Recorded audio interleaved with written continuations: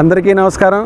ముఖ్యంగా 10th class exams రాస్తున్నటువంటి విద్యార్థుల యొక్క తల్లిదండ్రులకి నా విన్నపం, సంవత్సరాంతం కష్టపడి 10th క్లాస్ కోసం వాళ్ళ పరీక్షల కోసం ప్రిపేర్ అయ్యి ఈరోజు ఎగ్జామ్ రాస్తున్న సందర్భంలో కొంతమంది ఈ 2 వీలర్స్ ఏవైతే ఉన్నాయో అవి మైనర్లు అయ్యుండి డ్రైవ్ చేస్తూ వాళ్ళు పడిపోవడం, వాళ్ళు ఇంజ్యూర్ అవ్వడం జరుగుతూ ఉంది.